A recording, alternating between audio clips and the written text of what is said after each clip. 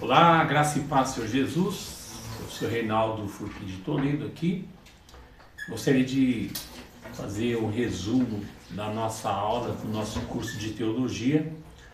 A matéria é Introdução à Teologia. E antes de entrarmos na matéria em si, eu quero fazer aqui algumas considerações sobre essa matéria chamada Introdução à Teologia. Qual a sua importância para aquele que se interessa por teologia? Quando você se interessa por teologia, obviamente você está interessado em conhecer o Deus da Bíblia.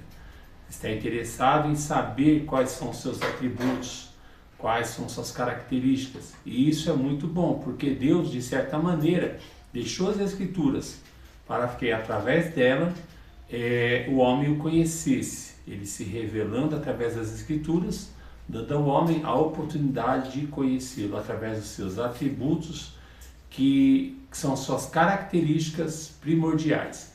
Introdução à teologia é o estudo onde nós atuamos, por onde você vai saber qual o ramo da teologia que você vai estudar, por que a teologia, de onde surgiu o nome teologia, qual a importância de se estudar a teologia, quais são as matérias que abrangem o curso de teologia. O estudo da introdução à teologia estuda por onde a teologia navega, abrange e interage. Três coisas nós vamos saber através desse curso de introdução à teologia: por onde a teologia ela navega, por onde ela vai, qual é a abrangência dela e como que ela interage com o povo, com as nações, com diversos tipos de religiões, etnias. A teologia não é exata. A primeira coisa que você tem que entender é isso. A teologia que nós temos, todo o compêndio teológico que nós temos nas nossas mãos, não é uma teologia exata. É uma ciência que não é exata. Ela não coloca um ponto final em suas razões. Então, sempre haverá questionamentos, porque homens, doutores, vão se levantar para trazer talvez uma nova visão sobre tal assunto. A teologia é uma ciência que não é exata. Então a teologia não é exata e não coloca ponto final em suas razões. Tem um perfil místico e um perfil natural. Ela liga a fé e a razão, fazendo que cada uma se complete. Nesse primeiro ponto, nós entendemos o quê? Que a teologia ela é uma ciência, mas não é uma ciência exata, tá bom? Ela não coloca um ponto final em suas razões. Através da história da igreja e da filosofia, a necessidade da teologia como ciência é como instrumento de fortalecimento à crença. Então a ciência, ela é necessária que a teologia seja uma ciência, porque ela se torna um instrumento que fortalece a nossa crença, a nossa fé em Jesus Cristo, tá bom? Então essa é a introdução que eu queria dar para vocês. Agora nós vamos entrar aqui na matéria da nossa apostila, Introdução à Teologia. A definição da palavra teologia, primeiro nós vamos aprender algumas palavras aqui, algumas coisas interessantes que nós vamos usar muito no decorrer do curso. Primeiro, a palavra etimologia. A palavra etimologia significa o estudo das origens das palavras. Toda palavra que você lê na Bíblia, ela tem uma origem e tem um estudo dessa origem, tá ok? Então, por exemplo, o nome teologia é a fusão de dois nomes. Logia ou logia, que significa estudo, ciência, e theos, que é Deus. Então, teologia é o estudo de Deus. Quando você pega as duas palavras, formam uma palavra só, teologia, que theos, e logia, que é o estudo sobre Deus. E no decorrer do curso de teologia, nós vamos identificar os nomes gregos, ao qual mostra cada matéria. Por exemplo, hamartiologia, doutrina do pecado, soteriologia, doutrina da salvação, Vamos lá, exegese, que é o significado dos textos, hermenêutica, a interpretação, e aí vai. Nós vamos usar muitos esses nomes, são nomes gregos que compõem as matérias teológicas. Vamos ver angelologia, não é angiologia, angiologia é uma doença que se trata do coração. Angelologia vem de angelos, significa mensageiros. Então, a língua grega ela vai estar muito presente no curso de teologia. É muito importante você saber que a língua grega é uma das línguas originais com a qual a Bíblia foi escrita. O Novo Testamento foi escrito na língua grega, tá certo?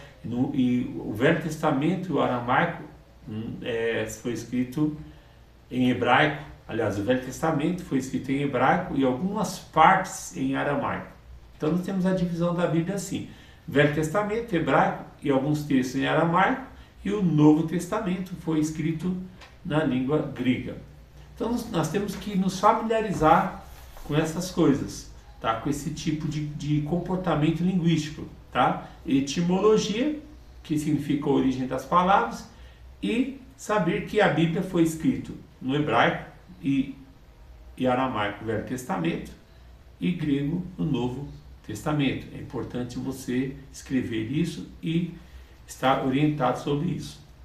A definição, etimologicamente falando, o termo teologia vem do vocábulo grego theos, que significa Deus, e logos, que significa denota estudo. Logia vem de logos, tá? Vem de logos, que quer dizer estudo, estudo sobre Deus, tá bom? Ou ciência sobre Deus. Então a palavra logia ela vem de logos. Quando você vê quando você lê na Bíblia a palavra logos, que está escrito em João capítulo 1, no princípio era o verbo era Deus. Essas palavras aí tem logos no meio, né?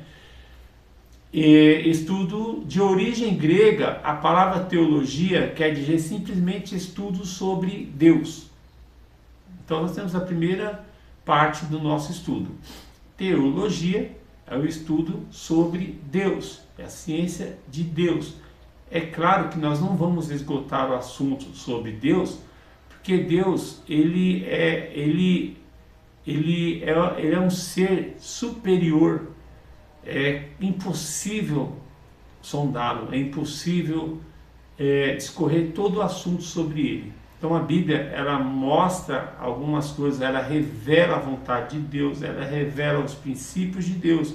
E nós vamos estudar os seus atributos, os atributos exclusivos de Deus, os atributos morais de Deus. Daí nós vamos ter uma certa visão de como Deus interage com o homem da maneira que ele é.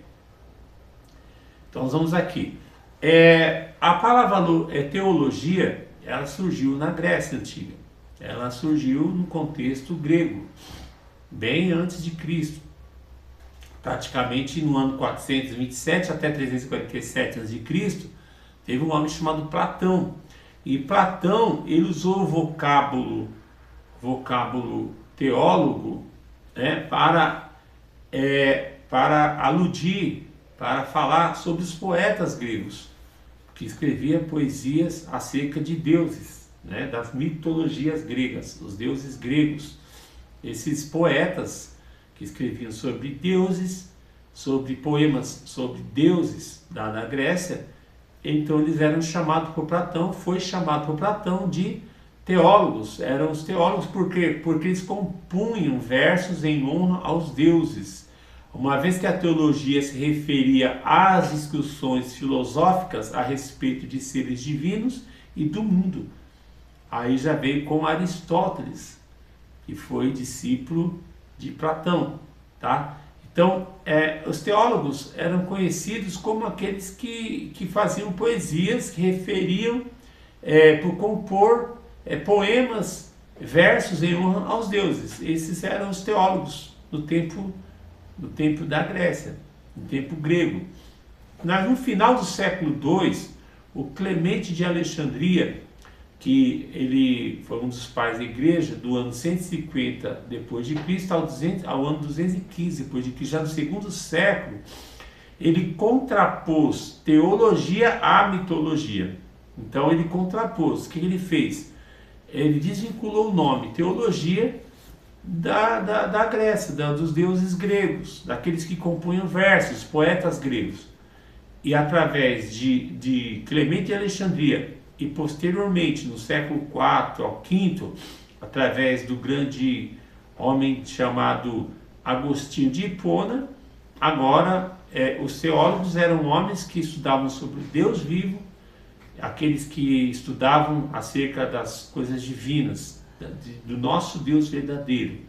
Não, esse nome virou o nome daqueles homens, teólogos agora na história da igreja eram homens que defendiam a fé cristã e que escreviam textos, livros acerca de Deus, tá bom? Então isso foi no final do século II, depois no século II com Clemente de Alexandria e posteriormente com o grande filósofo e pai da igreja chamado Agostinho de Hipona ou Santo Agostinho. Então a palavra teologia ela foi incorporada à linguagem cristã no século IV e V, através do Agostinho de Hipona. Referia-se à genuína compreensão das Escrituras, tá vendo? O teólogo agora é aquele que estudava as Escrituras sobre Deus. Contudo, o emprego estava restrito ao conhecimento a respeito da pessoa de Deus, a partir do século IV e V. A partir da teologia cristã, passou a designar um corpo de doutrina. Então agora teologia era um corpo de doutrina que os pais da igreja cognominaram ao evangelista João o teólogo, por tratar mais detalhadamente do relacionamento interno das pessoas da Trindade. Tá? O Gregório de Nazianzo, ele também recebeu esse título de teólogo, especialmente pela defesa da divindade de Cristo. Esse teólogo Gregório de Nazianzo, ele fez uma defesa sobre a divindade de Cristo, um tema que foi muito discutido no segundo século, terceiro, quarto, quinto século, tá? Sobre a divindade de Cristo. Então, João, a partir desse entendimento, então os pais da igreja eles deram ao evangelista João de teólogo, por escrever tantas coisas detalhadas a respeito das pessoas da Trindade. Então, porque ele escreveu tanto falando da divindade de Cristo, sobre a Trindade. Então os pais da igreja chamavam João, o evangelista João, de o teólogo, como também o Nazianzo, que ele defendeu, ele foi um grande apologeta que defendeu a divindade de Cristo, tá? E João Calvino foi denominado também o teólogo por Melanchthon, porque João Calvino escreveu várias obras de teologia, como a predestinação. Aliás, na verdade, João Calvino ele usou muito a teologia de Agostinho, né? E ele foi ele contribuiu muito para a teologia que nós temos hoje. João Calvino foi conhecido também por Melanchthon, né? Filipe Melanchthon, reconhecido como um grande teólogo também, tá bom? Junto com João Evangelista, Nazianzo, ele também foi reconhecido como um teólogo. Aquele teólogo é aquele que contribui para as doutrinas cristãs, que não deixa haver no meio da igreja heresias. O teólogo é aquele que defende a teologia, defende as doutrinas cristãs. Ele não se importa com a posição social que ele está, ele tem o conhecimento científico, teológico, para defender as doutrinas cristãs. Veja, quando eu falo de doutrina, não estou falando de usos e costumes, não estou falando de doutrina da Assembleia de Deus, da Presbiteriana, da Universal, não. Eu estou falando doutrina. Doutrina é um compêndio de ensinamentos deixado por Jesus Cristo, pelos apóstolos, posteriormente pelos pais da igreja do segundo século, depois pelos pais da igreja do quarto e quinto século, aí vai. Aí depois veio Lutero, depois veio João Calvino, depois veio Armínio. E é um conjunto de ensinamentos que contribui para o fortalecimento da fé cristã, e esses ensinamentos é o que rege, são a constituição da igreja cristã. Então, esses teólogos foram homens, esses teólogos denominados por Alexandre, Clemente de Alexandria e por Agostinho de Hipona, a partir do quarto e quinto século. Alguns foram chamados de teólogos porque eles realmente incutiram na igreja as doutrinas maravilhosas, outros defenderam as doutrinas, outros lutaram bravamente para que não entrasse heresia na igreja, e não entrou. Então, todos esses teólogos, eles foram homens que os teólogos, estou falando do teólogo da história da igreja, né? Não os contemporâneos agora, foram os teólogos, os pais dos ortodoxos da igreja. Esses teólogos, eles lutaram para chegar até nós, para o que nós temos hoje, esses compêndios teológicos, essas doutrinas que nós temos hoje, veio através deles.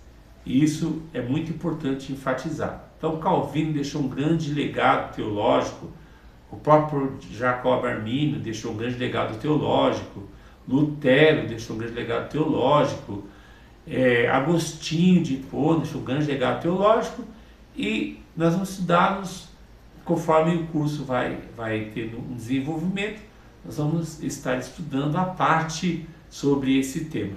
Fica com Deus, Deus abençoe.